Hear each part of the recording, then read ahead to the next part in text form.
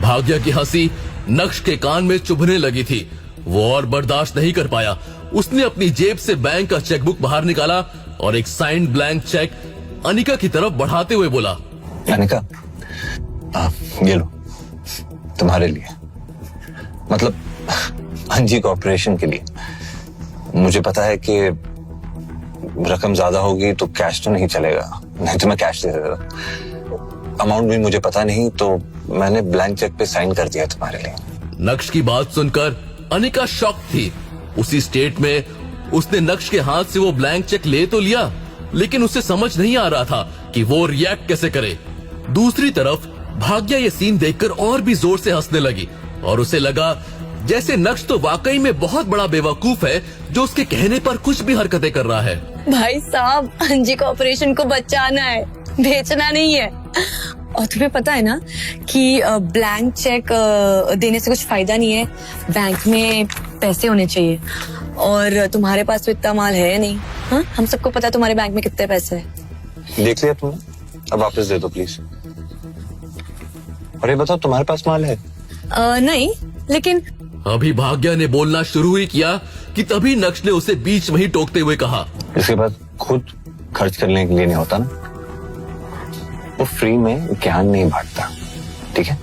भाग्या की गुस्सैल आंखें नक्श को ऐसे घूरने लगी जैसे मानो अभी नक्श का खून ही कर बैठेगी। लेकिन अब भाग्या के पास बोलने के लिए कुछ नहीं था।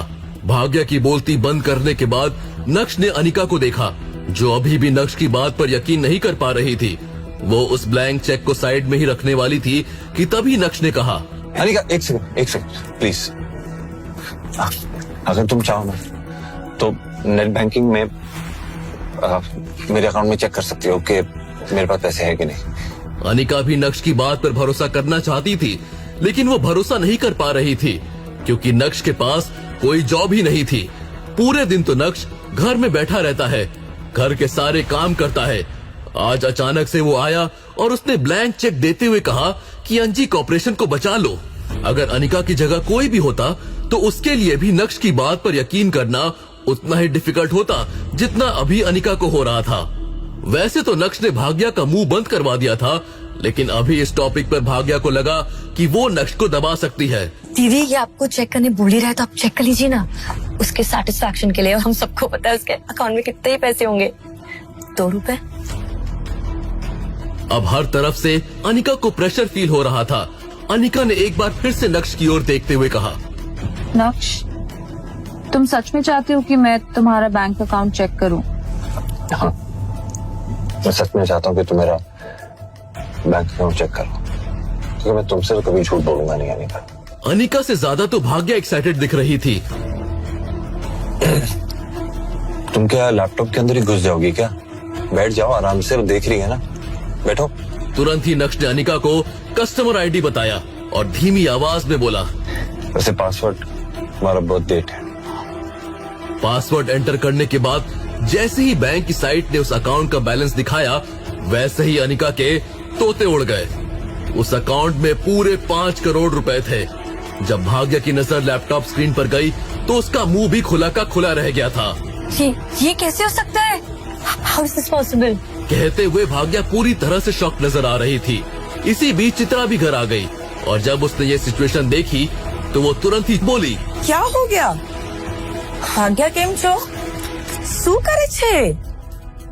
भाग्या ने तुरंत ही चित्रा का ध्यान लैपटॉप स्क्रीन की तरफ बढ़ाया और जब चित्रा की नजर भी 5 करोड़ पर पड़ी तो वो भी पूरी तरह से स्टन थी। तुम्हारे पास इतने पैसे कहाँ से आए? माँ, वो नक्श ने दिया।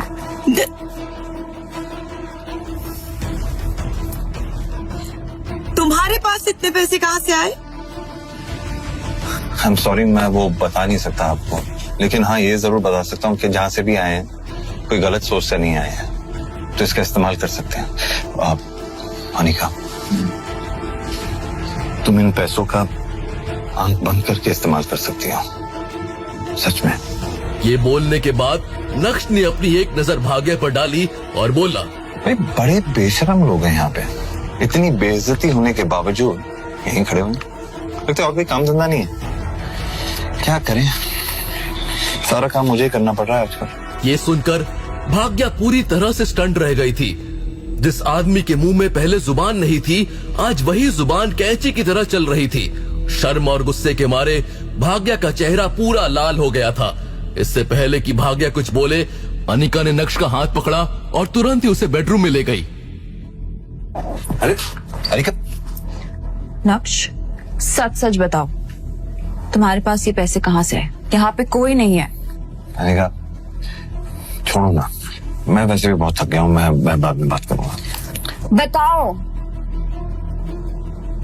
ये पैसे कहाँ से आए तुम्हारे पास? नक्श ने अनिका के चेहरे पर टेंशन वाला रूप देखा, लेकिन मन ही मन नक्श को ये सब बहुत अच्छा लग रहा था। पहली बार अनिका ने नक्श का हाथ पकड़ा था। पहली बार अनिका को नक्श ने इतनी चिंता करते हुए देखा था। अनिका को नक्श की ही चिंता थी ना? शायद। थोड़ा सोचने के बाद नक्श ने सोचा कि क्यों ना अनिका के सामने अपना सच लेकर आया जाए। नक्श ने अनिका से कहा, अगर मैं ये कहूं कि मैं एक बहुत बड़ी कंपनी का बॉस हूं और ये पैसे मेरे लिए कुछ नहीं, तो क्या तुम मेरा यकीन करोगे? नक्श की बात सुनकर तुरंत ही अनिका ने नक्श का हाथ छोड़ा और नफरत भरी नजरों से नक्श की ओर देखते हुए कहा, नक्श, मजाक करने की जरूरत नहीं है। मुझे सच सच बताओ, ये पैसे कहाँ से आए? मैं बार बार नहीं पूछूंगी कि ये पैसे कहाँ से आए, और मेरे पास इतना टाइम भी नहीं है। और आई होप कि ये पैसे तुम्हारे पास लीगल तरीके से आए, और अगर ये इनलीगल है ना, तो मुझे इन पैसों की कोई जरूरत नहीं है। मेरी कंपनी बर्बाद हो जाए तो हो जाए, आई डोंट केयर। और मुझे ना तुम्हारी वजह से किसी और मुसीबत में नहीं फंसना है। I am done. अनिका मेरी बात सुनो, तुम्हें इसकी फिक्र करने की कोई जरूरत नहीं है। आई प्रॉमिस कि ये जो पैसे हैं ये लीगल सोर्स से है, लीगल तरीके से तुम बेझिझक इसका इस्तेमाल कर सकते हो। प्लीज इसे खर्च करो और अपनी यानी अंजी कॉर्पोरेशन को घर से बाहर निकालो। अनिका अभी भी नक्श को शक की नजरों से घूर रही थी।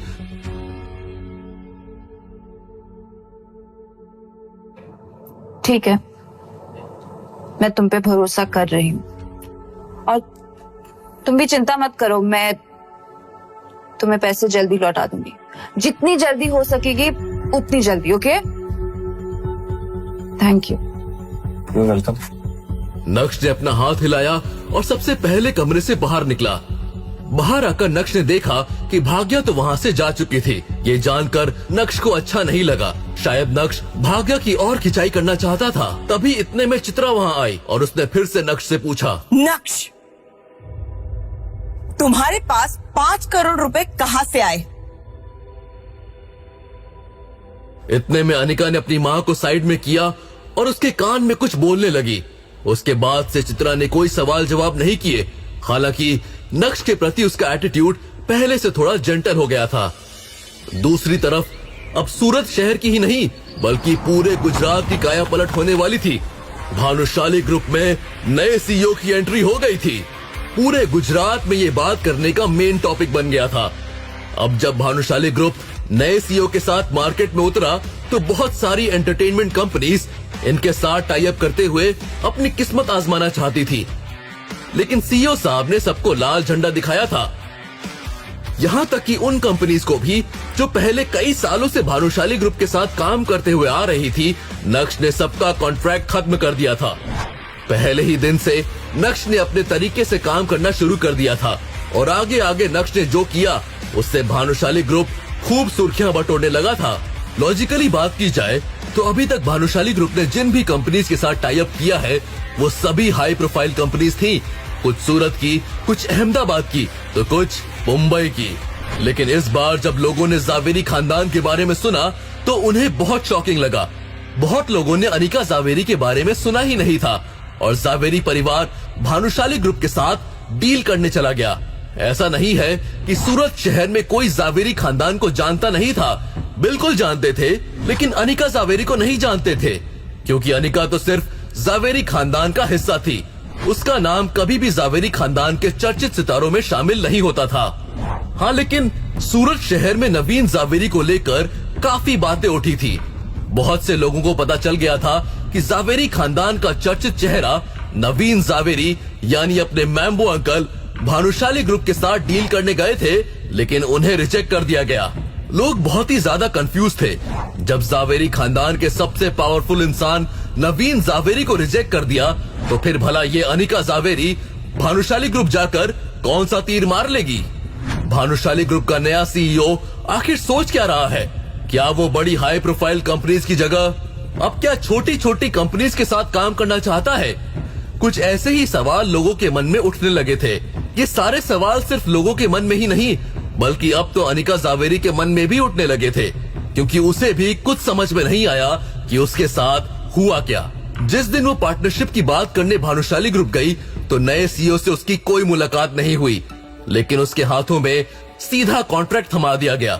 सब कुछ बहुत स्मूथली हुआ, इतना स्मूथली कि अनिका को लगने लगा कि कहीं वो सपना तो नहीं देख रही है।